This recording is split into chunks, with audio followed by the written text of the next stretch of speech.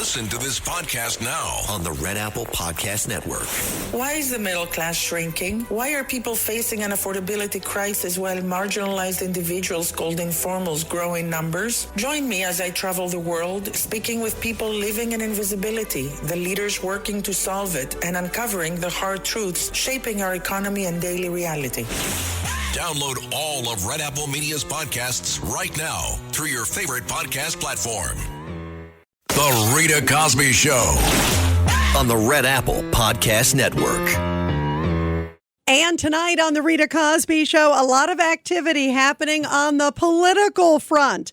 Vivek Ramaswamy handily wins the Ohio governor GOP primary. Again, it's primary night, but he handily won. Very, very quickly, the results came in there. Sherrod Brown, the Ohio Senate race, he handily won the Democratic primary, so now he will go up against John Husted. And also a fiery debate for the California governorship. And it's an interesting one there because it's a jungle primary. And the first two that win in the primary in June go on to the general. And it doesn't matter what your party is. So there could even be two Republicans that actually go on because right now the two Republicans are in the lead. And oh my goodness, if you listen to some of the crazy things coming out of the Democrats tonight in that debate, it is wild. Tom Steyer, who is a mega wealthy guy, made a lot of money for oil and a whole bunch of other stuff, according to reports. Well, now he's trashing oil. And boy, he came out swinging, saying that if Stephen Miller sends somebody, he says, illegally, like ICE, to go to California and to, quote, kill and arrest people, like ICE is going there to kill people. I mean, it's disgusting. He said that Stephen Miller should be held responsible and should be arrested. And he wasn't the only one. Javier Becerra, who's the former HHS, he is the Health and Human Services Secretary. Well, he said the same thing. He actually called ICE a masked militia force. So these people really are off their rocker. And then the only shred of common sense you could hear from Steve Hilton, who was running there. He was great, talking about, listen, they are trying to keep America safe. He talked about himself being an immigrant and coming over to the United States, but doing it legally. And then there's Sheriff Chad Bianco, who, by the way, I thought did a great job, too.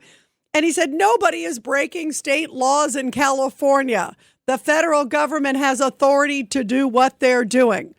It is like two different worlds.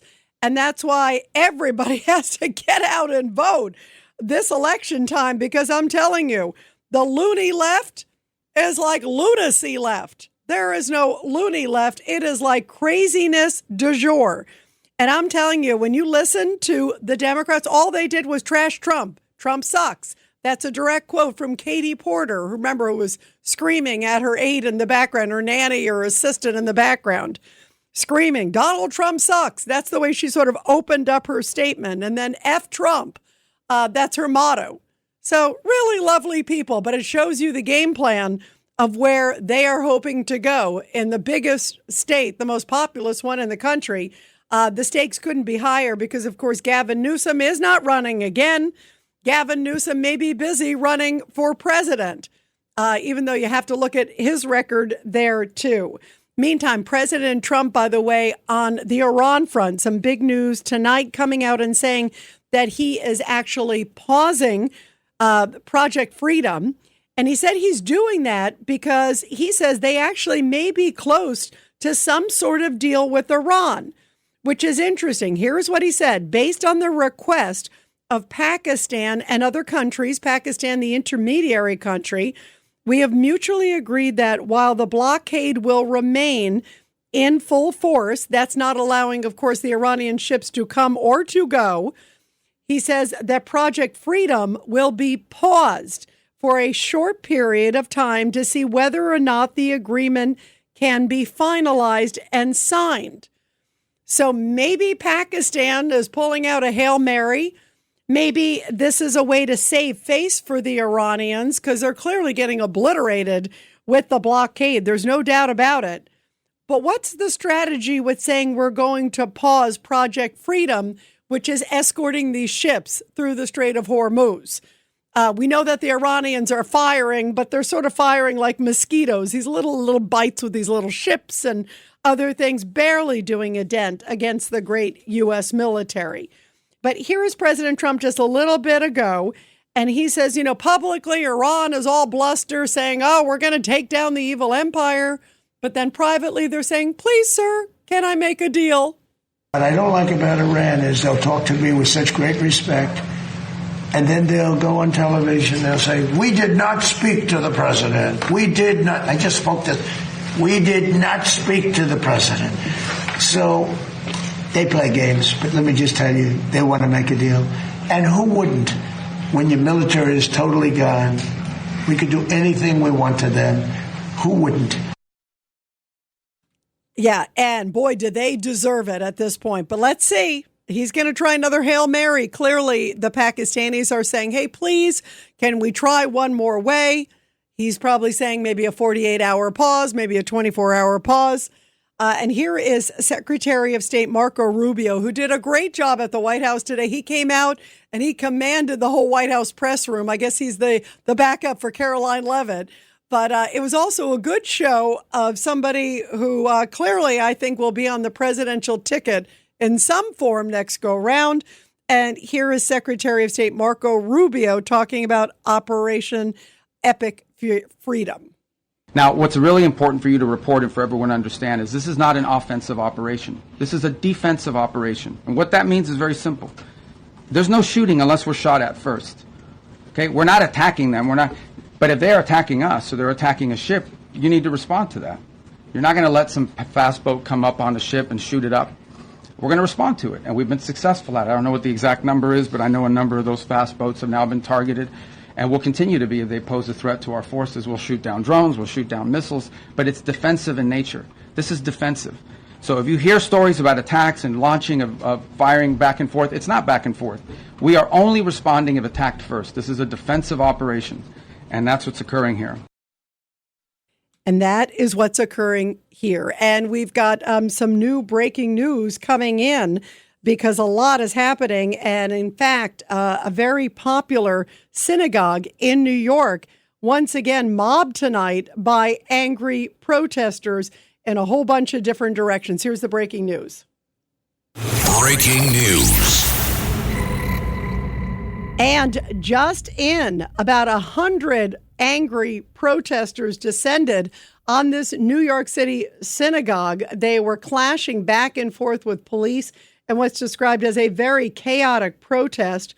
They were there at the Park East Synagogue, and this is run by a Holocaust survivor, East 64th Street in New York. And there's a lot of footage that's just coming out of this mob just screaming, many of them, clad with the keffiyehs, screaming outside this historic synagogue, clashing also with police as they repeatedly were shouting, Israel should not exist, waving Palestinian flags and banging drums. How nice. And they swarmed about a half a block from the synagogue chanting, Palestine will never die. Stop the sale of stolen land. And that is during an event that was promoting real estate in Israel and the West Bank. And this, of course, synagogue is the same one where they blocked the entrance not that long ago to worshipers going in and out. So, this is completely out of hand. Let's see what Zohran Mamdani says about this one, because so far he has been so tepid about all of these different, I think, just threats to the Israeli population, to the Jewish population in New York and elsewhere. And there were all these swastikas that were written on other synagogues. There were also a series of different homes and stores that were spray painted with swastikas just in the last 24 or 48 hours. And what does Mamdani do? This is the guy who said, I won't allow Netanyahu to come to New York. I won't allow any of this. he puts out a very tepid, mamsy-pamsy statement saying there's no place for anti-Semitism in Queens, New York, or anywhere in our city. I stand in solidarity with our Jewish neighbors. But then when it came time to go into all of that stuff about the blocking of the synagogue, that exact same synagogue, suddenly at that point, remember, it was like, no, I don't want to do that. It's free speech. What is free speech? Be banging a drum and saying Israel shouldn't exist right outside of your synagogue? But that's what he's saying. Remember, he didn't want to do anything with putting a space between police officers and protesters because, he thinks this is all free speech. And if that's the best he can do is that lame little response, New York is in even bigger trouble than I already thought. I want to play, this is Cut 35. And this is the Mamdani ad because just a little bit ago, Ken Griffin, of course, the big hedge fund superstar, well, he came out and he bashed Mamdani and said, you know what, I think I'm going to build up my Miami location and maybe less in New York after this guy singled me out when he was talking about taxing the rich. Here's the ad that drew everybody's ire. When I ran for mayor, I said I was going to tax the rich. Well, today, we're taxing the rich. I'm thrilled to announce we've secured a Pied-à-Terre tax, the first in New York's history. This is an annual fee on luxury properties worth more than $5 million, whose owners do not live full-time in the city. Like for this penthouse, which hedge fund CEO Ken Griffin bought for $238 million. This Pied-à-Terre tax is specifically designed for the richest of the rich, those who store their wealth in New York City real estate but who don't actually live here. But even so, they're able to reap the huge financial rewards of owning property in, dare I say, the greatest city in the world. And most of the time, these units are sitting empty, since again, they don't actually live here. This is a fundamentally unfair system that hurts working New Yorkers. Now, it's coming to an end. This tax will raise at least $500 million directly for the city. It'll help fund things like free childcare, cleaner streets, and safer neighborhoods. As mayor, I believe everyone has a role to play in contributing to our city, and some a little bit more than others. Happy Tax Day, New York.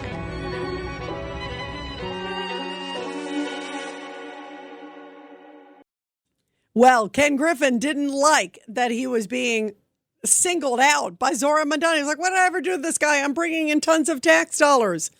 I do so much for the different charities. I'm doing all this.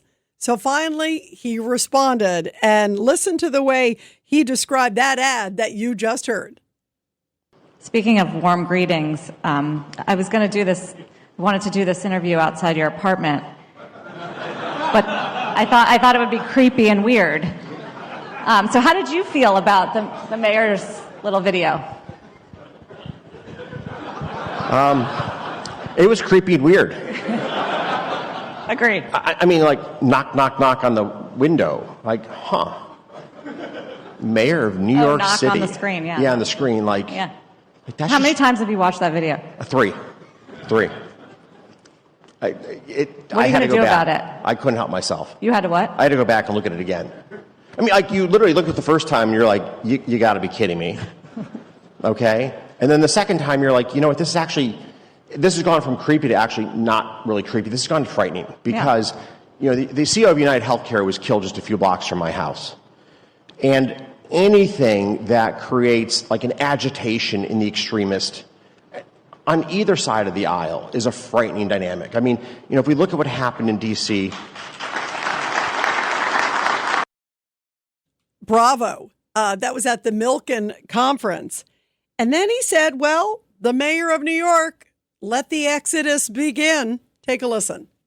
So where does that leave us at 350 Park? That leaves us with the fact that we went to Miami and revised our building plan to make it a bigger office building. You're bailing? So what do we do at 350 is still a point of discussion internally. But what is no longer a point of discussion is that Miami is now, you know, when we moved from Chicago, there was a debate between New York and Miami. It's unquestionably true that we made the right choice. I'll leave it at that. It's unquestionably true that we made the right choice. And now what the mayor of New York has made clear to my partners, and principally my New York partners, is that we need to double down on our bet in Miami because we want to be in a state that embraces that embraces business, that embraces education, that embraces personal freedom and liberty, and that embraces people having an opportunity to live the American dream. And it doesn't look like New York, according to Ken Griffin, one of the most successful Americans out there, saying it's creepy and weird. And he brought up a great point that the United Healthcare CEO, Brian Thompson, who was executed in broad day because somebody didn't like this plan, and now suddenly Mayor Mamdani's doing an ad in front of his second home. It was on the tax on second homes deal, but singling him out. And a guy who's already been driven from Chicago to go to Miami and was planning on doing a huge deal. That 350 Park was 15,000 new jobs. It was going to be a $6 billion project. And now, as you just heard, that's up in the air. It's to be discussed. And we're going to increase our location in Miami. How does that help New York, Zohran Mamdani? Driving people away. Let the exodus continue, sadly. 1-800-848-9222, and we will continue with your calls after the break. This is The Rita Cosby Show. The Rita Cosby Show on the Red Apple Podcast Network.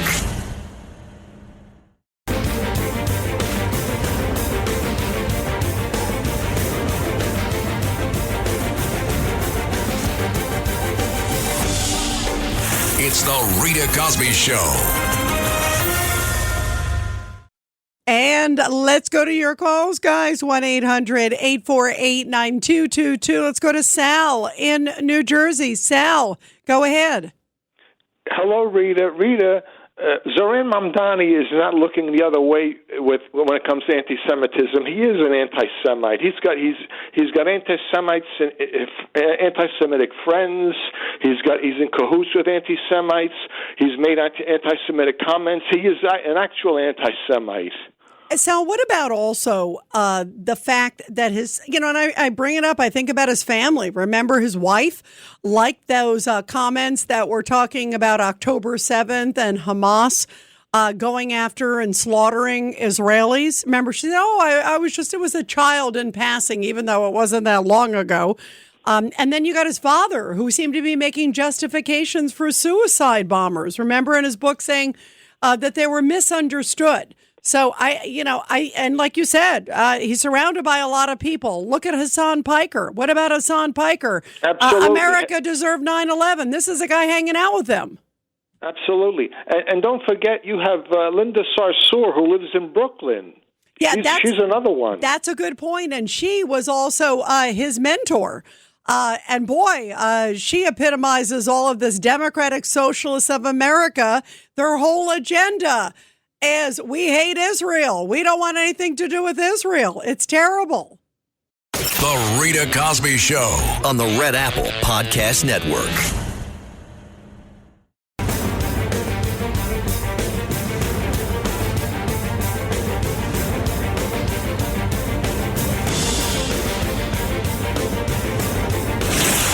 Rita Cosby is on. The Rita Cosby Show presents Back the Blue. And this Back the Blue segment coming from Carbon County, Utah, where two parole officers responded to an emergency call while making their rounds, and they saved the lives of two unconscious men and three pets. The Utah Department of Corrections said that the officers, they were doing routine field visits. Two of their adult probation and parole agents jumped into action after hearing an emergency dispatch call nearby. They got to the scene very quickly, and they found two unresponsive men in their 30s, along with two cats and a dog in distress due to carbon monoxide poisoning. The men credit our agents, they said, with saving their lives.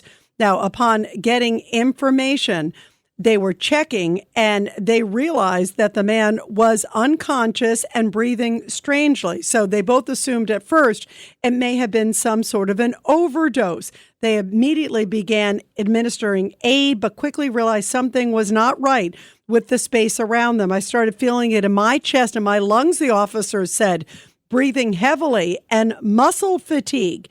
And I wasn't able to pull the guy out like I should have been able to. And that's when their fingers went numb, their lips went numb.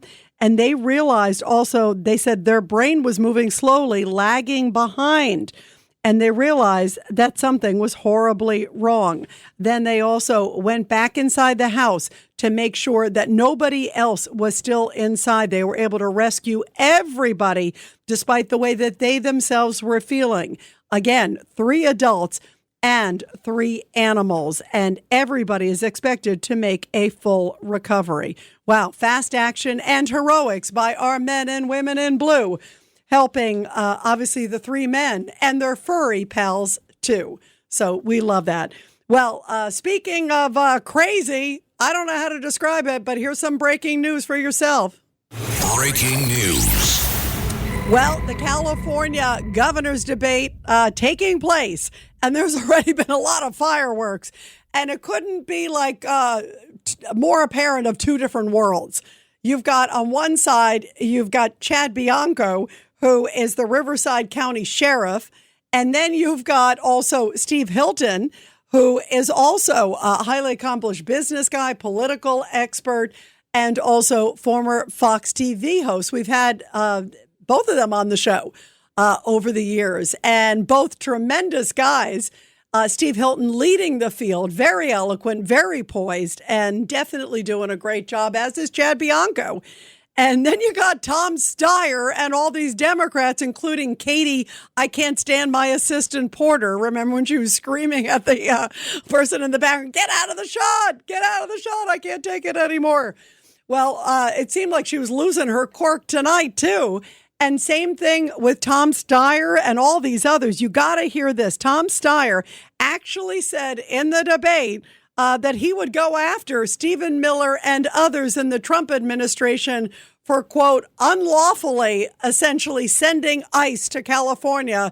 That, boy, they've gotten totally out of hand. How terrible that they're rounding up criminals and people with a criminal history. Listen to this guy.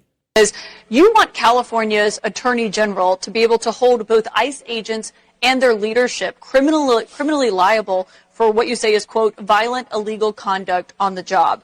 Does that include the former DHS Secretary Kristi Noem, who oversaw the ICE operations in Los Angeles last year?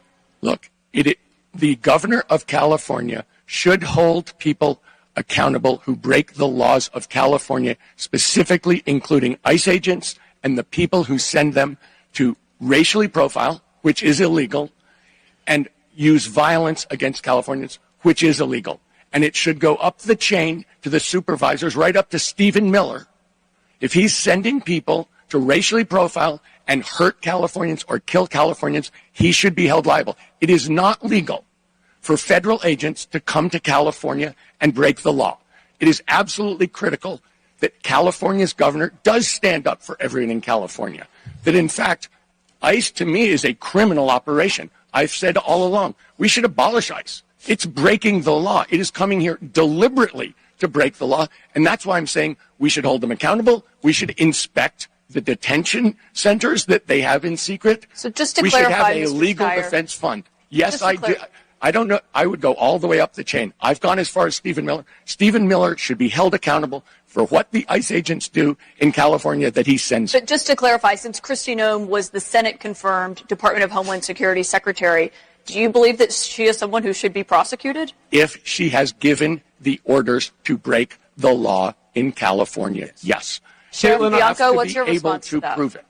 No one has broken the law in California. And this is why we fight in the streets and people are out rioting, burning down Los Angeles, because politicians like this sit and lie to everyone. They get them all infuriated up with emotion because they don't want to tell the truth. ICE agents are enforcing the law. And sanctuary state policy, Democrats forced ICE into our cities and streets and neighborhoods to find these criminals. And I want Mr. Villaraigosa to tell the mother of the 14-year-old in my county that is dead because of an illegal immigrant that had been deported 3 times because of DUIs that sanctuary state policy keeps us safe. I don't think she's going to agree with you. And the mother of my dispatcher that was killed is not going to agree with you. Mayor Villa-Ragosa, do you want to respond? And somehow the mayor didn't really want to respond on that one. But boy, does that not encapsulate? He actually said, and you heard it, that Stephen Miller, if he sends people ICE to racially profile or to kill people, what planet do these people live on? Tom Steyer. And guess what? He's now number 3 in the race behind Steve Hilton and Chad Bianco. It's a jungle primary, and the top 2, whatever the party is, will make it to the finals when the primary happens. So you got to see what happens. But that guy is a heartbeat away. He's within the margin of error, saying that ICE is sending people to, ICE is coming in to kill people in California. I'm glad that Steve Hilton and Chad Bianco straightened that guy out. But it's frightening because that guy has a lot of money. He reminds me of people like Neville Roy Singham and also Soros and people like that. He has a lot of money, and he has a lot of lost marbles, in my opinion, too. Well, here's a little bit of Katie Porter. This is before the debate, because all she's been talking about for the last hour or two is F Trump, I hate Trump. And here's what she said. This is, again, screaming Katie Porter, remember, who's screaming at her assistant. And here she is now angry about Trump yet once again. Katie, before we go, any other issues, blind spots that you think maybe not be getting enough attention that you think is important for our audience to know?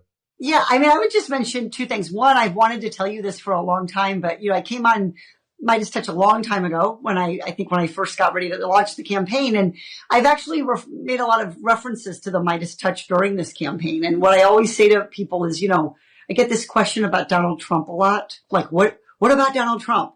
And I always say, if you guys heard of the Midas Touch, like, what does that mean? And somebody will say, yeah, like you touch things and it turns to gold. And I always say, yeah, well, Donald Trump, he's got the touch. Everything he touches turns to It's like the opposite of the Midas touch. And people always laugh about that. So that has been really fun to kind of, use that phrase a lot on the campaign trail. Maybe we should talk to Nicolas Maduro or the first and second Iranian regime that have now gone to the 70 virgins. 1-800-848-9222, 1-800-848-9222. Let's go to Al in Yonkers, line 1. Go ahead, Al. Yeah, hi, Rita. Rita, I wanted to say in regards to the California governor's race, it's really a shame what happened there. Governor Newsom was given by his predecessor, Governor Brown. Of course, we know he served twice. But the second time Governor Brown was governor for 2 terms, he left Newsom with billions in a surplus. Newsom, in his 2 terms, or how long he's been there, he's totally blew it. Now California is in a total deficit. They're billions in debt. And I think in regards to who will succeed him, I think it's an open race. I saw some of the debate tonight. Yeah, what did you think? And by the way, did you see this moment, the one we just played, with Tom Steyer going after, and many of the other Democrats on the stage all were like, yeah, we got to go after anybody who sends ICE to California. I mean, these people are nuts. They are. I didn't see that part with Steyer, but I saw most of the debate. I didn't think he did well. I thought the businessman, the Republican Hilton, helped himself a lot. He looked like governor material. I thought so too. I thought so too. He looked very poised. Yes, and I think it's a good. It's an open race. There's still a lot of undecided, but of course, the ones who are at the lower poll numbers now, really, like the former mayor of Los Angeles, he's really got to make up a lot of ground. So it would be great to see the Republican win. I think Hilton does have a chance, and whoever gets in really has to, has a lot of work to do, because Governor Newsom really blew it with what he's put the Golden State in such a deficit financially. Yeah, I agree. I mean, it's a mess. Whoever is, Yes. is going to be there. But when you look at, it couldn't be further. When you look at Tom Steyer's philosophy, and then you look at, Steve Hilton and Chad Bianco's, the problem is that they are close. I mean, if you look there, I said they're within the margin of error because I think Hilton's ahead 1 or 2, but that's not a huge amount. And then you've got the second one is the Republican, the sheriff, as I mentioned, in Riverside County. And then, and you can tell he's trying to like kind of punch up because he wants to narrow the gap with him and Hilton and distance himself, hopefully, from Tom Steyer. But he and Tom Steyer are almost neck and neck. So it is almost anybody's race. And it could be 2 Republicans, which would be incredible. I mean, there have been Republicans there, Schwarzenegger and Reagan, of course. You think of Wilson. Yep, exactly. Yeah. Exactly. So that's got a history there. And California is a mess. But then you look at like Steyer. Steyer is like Mamdani on steroids, Al. I mean, that's troubling. It is, and the problem with Steyer is, people don't like. He's changed his positions on some issues with the state, so people don't like that. They usually like you to, politicians to stand with what you believe in, your ideology. So I don't think Steyer had a best performance tonight.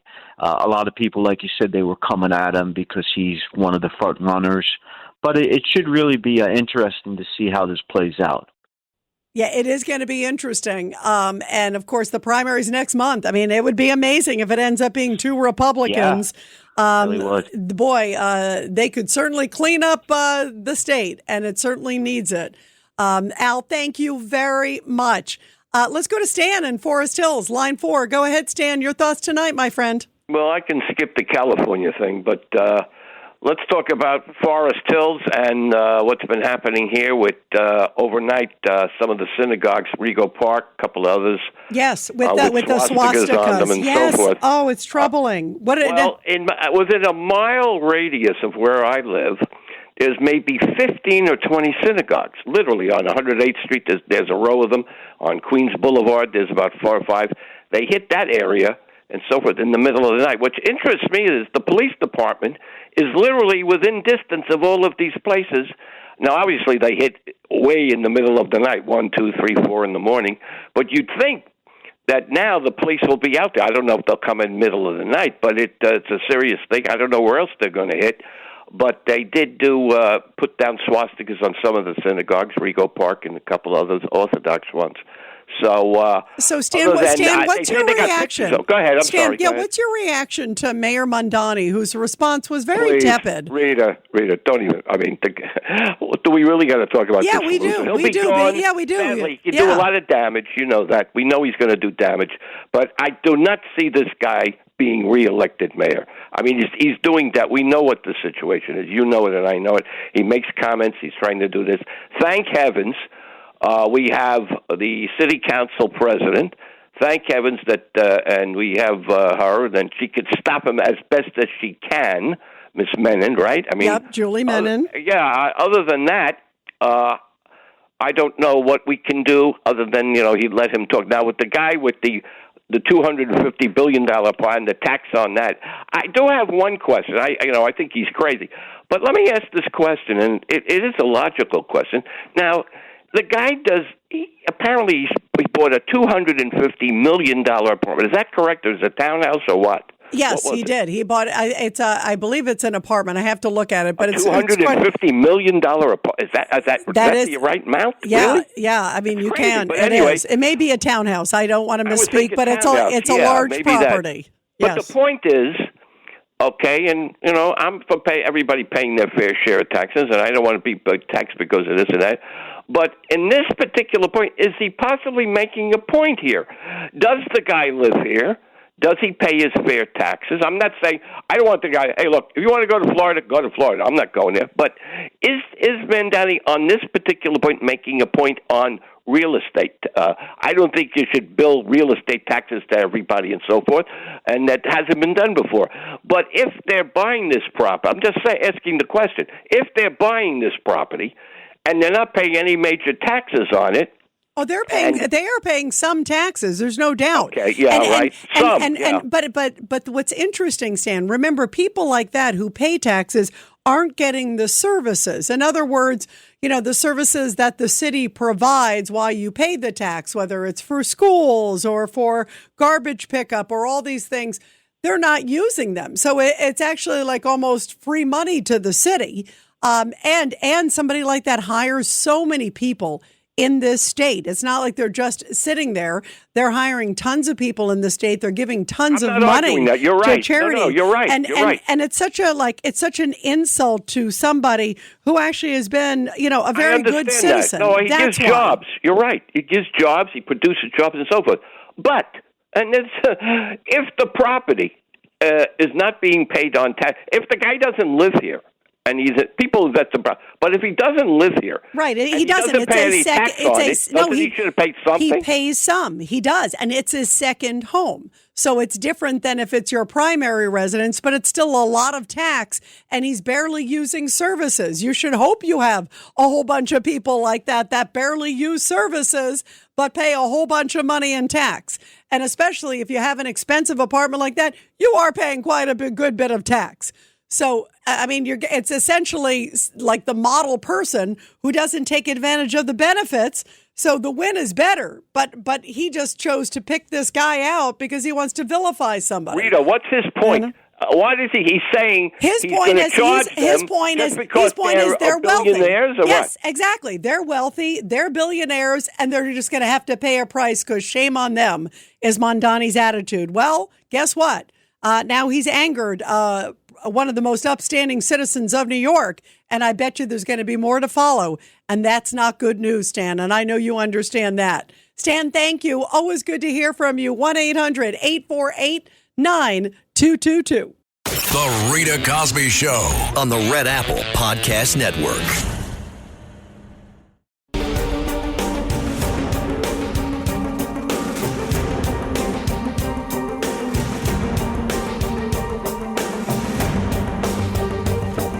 This is the Rita Cosby Show.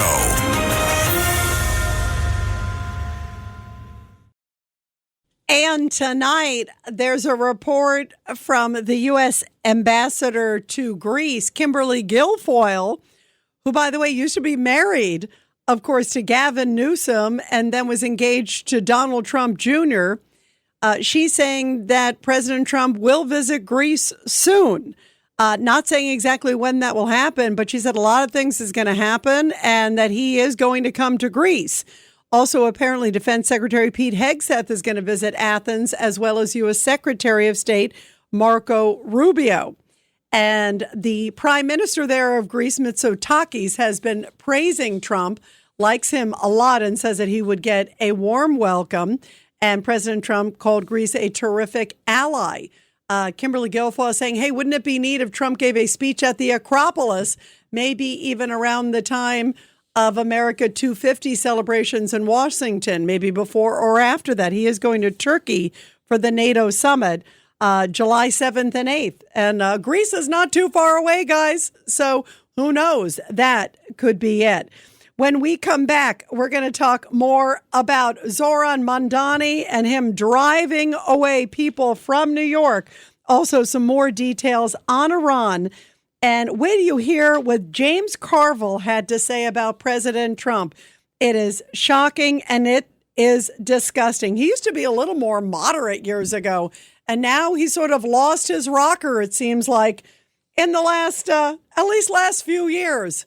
And now he's really lost it tonight. We're going to talk about that and so much more when we come back here on The Rita Cosby Show on another busy news night.